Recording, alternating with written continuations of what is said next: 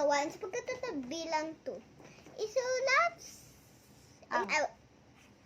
isulat ang S kung ang nakasalungguhit na salita ay simuno at P naman kung ang nakasalungguhit ay panguri.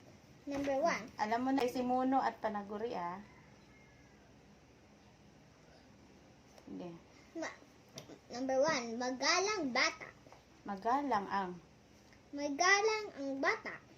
Ano yan? Ano yung underlined word? Yung may salungguhit. Ang bata. Oh, ano yan? Simuno, panaguri. Simuno. Okay. Number 2. Laging masaya si Bert.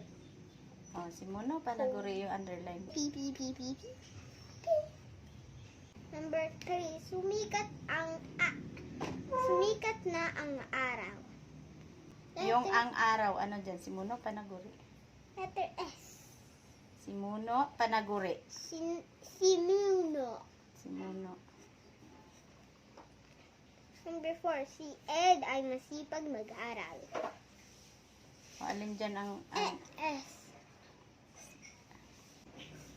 Number 5. Mahusay gumuhit si Nena. P. bakit? Ano ba yung may guhit? O, sige. Panaguri. Alin ba yung simuno dyan? Si Ned. Si Nena.